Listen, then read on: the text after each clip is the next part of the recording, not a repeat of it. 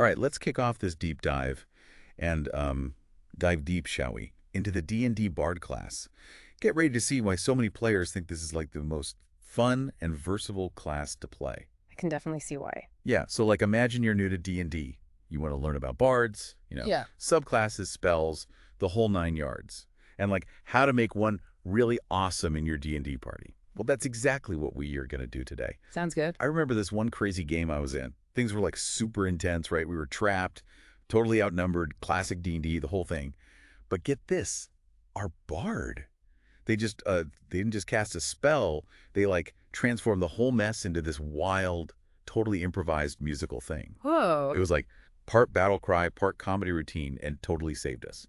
That's when I was like, okay, bards are something else. That's awesome. But to help us really break it all down, we've got our D&D expert here, ready to explain all the ins and outs of the bard class. What do you say? Well, it's super interesting that you mentioned that story because it really does highlight the bard's biggest strength.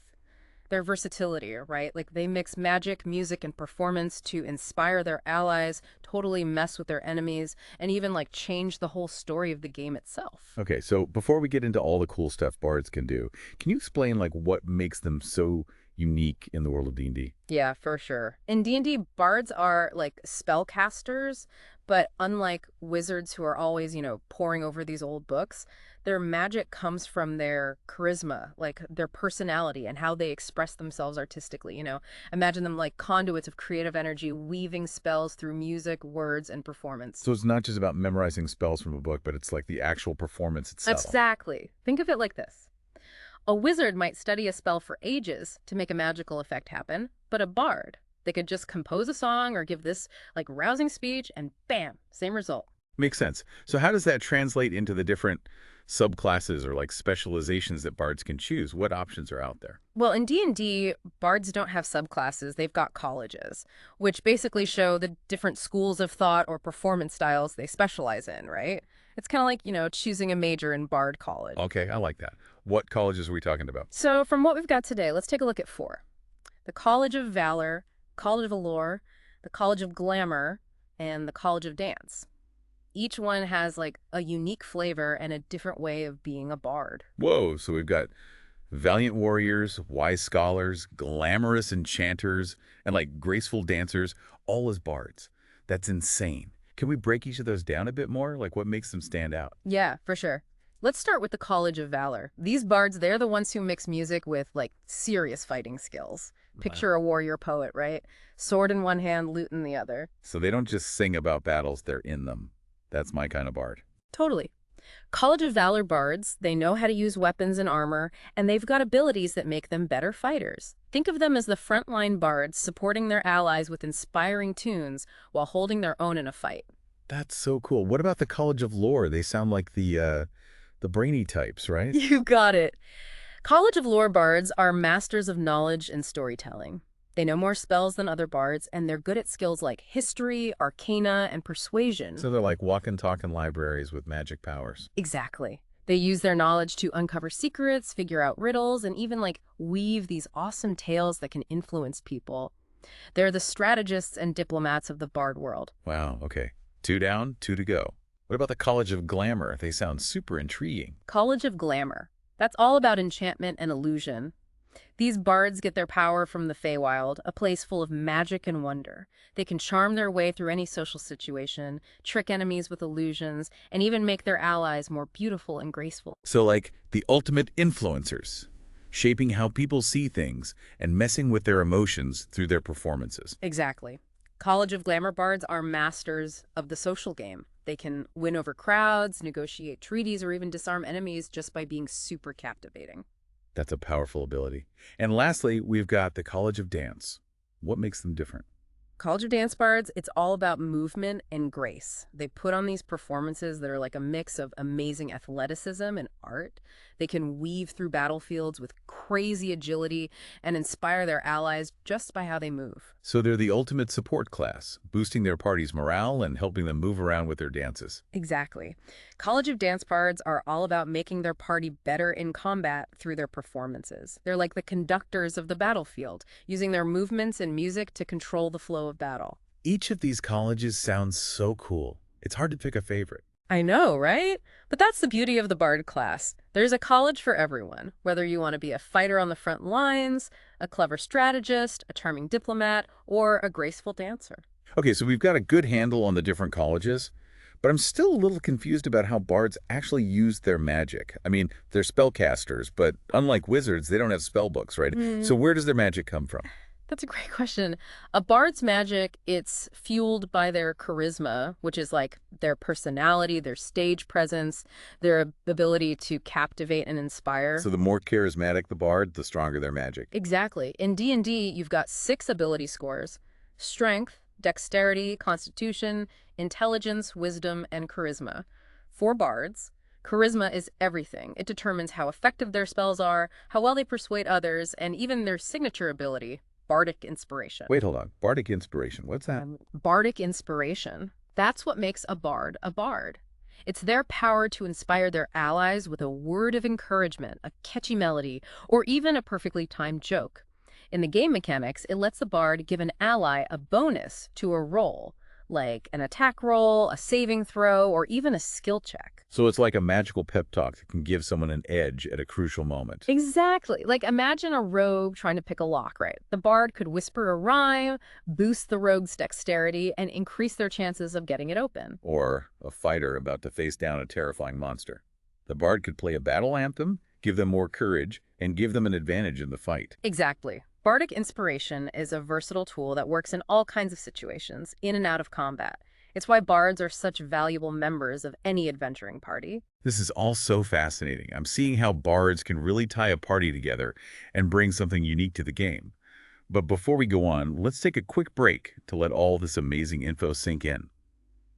When we get back, we'll dive into some of the specific spells and abilities that make bards such versatile and powerful characters. Okay, so I'm ready to really get into the nitty-gritty of bard magic and their spells. Where do we start? Well, bards, they don't prepare spells the way wizards do, right? They have a bunch of spells they know, and they can pick which ones to cast from that list. As they level up, they learn more spells, and their magic gets stronger. So it's kind of like putting together a playlist for the ultimate magic concert. That's a great way to put it. And just like a musician picks songs that fit their style and like the mood of the audience, a bard picks spells that work with their college and whatever challenges they're facing. Okay, that makes sense. So what are some of the essential spells for a new bard? The ones that everyone loves? Let's start with some classics. Healing Word is awesome for beginners. It's a fast and easy way to get an ally back on their feet if they've gone down. And it's a bonus action, so you can cast it and still do something else on your turn. So you can heal your friend with a burst of song and then still have time to inspire them with bardic inspiration. That's pretty efficient. Yeah, exactly. Another good one is Disguise Self, which lets the bard change their appearance. It can be useful for sneaking around, blending into crowds, or just messing around with your looks. Okay, I can already see how that would be handy for all sorts of sneaky stuff. And for combat, Fairy Fire is a really solid pick. It makes enemies glow with this shimmering light, giving your allies an advantage when they attack them. So it's like setting the stage with a magic spotlight, making the bad guys stand out for your party to take down. You got it. And those are just a few examples. There are spells for charming enemies, making illusions, controlling the elements, all kinds of stuff. I'm picturing a bard with a magical Swiss Army knife, pulling out the perfect spell for any situation. Yeah, that's a great analogy. Bards are versatile spellcasters who can handle all sorts of challenges. But it's important to pick spells that fit your bard's personality and how you like to play. A College of Valor bard might like more combat spells, while a College of Lore bard might lean more towards spells that make them smarter and better at skills. Speaking of playstyle, we've talked about the different colleges and spells, but how does this all work in an actual game? How does a bard fit into an adventuring party? Bards are the ultimate team players. They can do different things depending on what the party needs. They can be healers, damage dealers, support characters, or even a mix of all three. So they're not just stuck in the back playing music. Nope, not at all. A bard could be right there in the fight with a fighter, using music and magic to make their attack stronger. Or they might hang back, using their spells to control what's happening on the battlefield and help their friends from a distance. And with bardic inspiration, they can make their allies better in any situation, whether it's combat, exploration, or talking to people. Exactly. Bardic inspiration's like the thing that holds the party together, letting them overcome challenges they couldn't handle alone. I'm starting to get how bards can really make the whole game better. It's not just about what they can do, it's about how they make everyone around them better, too. That's exactly it. A bard's like a force multiplier, making the whole party more effective and creating these awesome moments of teamwork. This is all so cool, but I gotta admit, I'm a little overwhelmed by all the options. It seems like there's so much to think about when you're making a bard. I get it. It can be a lot at first. The key is to focus on what you think is cool. Think about what kind of bard you want to play. What kind of music do they play? What's important to them? What stories do they want to tell? Right. It's not just about making your character the best fighter, it's about making a character you'll enjoy playing and who brings something special to the game. Yeah, for sure. Think about your bard's personality. Are they a charismatic leader, a trickster, a wise sage, or like a super flamboyant performer? Let that guide your choices when you're picking their college, spells, and how they fit into the party. I'm already getting excited just thinking about all the possibilities. But before I go off to create my own bard, let's talk about one more thing about this amazing class. I'm curious about the instruments bards can play and how that affects their performance style. So we've talked about colleges and spells, but what about the actual music? It doesn't matter what instrument my bard plays. That's a fantastic question, and it really gets to the core of what makes bards so unique. In D&D, the instrument, it's not just for show, it's a part of the bard's personality and magic. So like a bard who plays a lute would have a different vibe than one who, rocks out on a war drum. Absolutely. Think about the feelings and images that come to mind with different instruments, right? A lute, you might picture courtly love and elegant melodies, while a war drum, that's more like tribal primal energy. Yeah, that totally makes sense. It's like how different types of music create different atmospheres. Exactly. And while there aren't any strict rules on which instruments are best for certain colleges, it's fun to think about how the instrument could influence your bard's performance and how they cast spells. So, for instance, a College of Valor bard with a war horn could use their music to, pump up their allies in battle. Yeah, exactly. Or a College of Glamour bard who plays a harp could use their music to create illusions and enchantments. I'm starting to see how the instrument can be more than just, a prop. It's a tool for telling stories and really getting into character. And don't forget how music can affect the other players at the table, too. A well-chosen song or melody can really set the scene and make the game more immersive for everyone. So it's not just about, the mechanics and rules. It's about making a memorable and engaging experience for everyone. Precisely. And that's what makes playing a bard so rewarding. You get to combine magic, music, and storytelling to create something truly special. This whole deep dive has been incredible. We've looked at the different colleges, how versatile their spells are, the power of bardic inspiration, and even how instruments shape their performances. I feel like I get it now, what it means to play a bard. And remember, this is just the start of your bard journey. There's so much more to discover as you level up. Try out different spells and abilities, and find your own unique way of playing.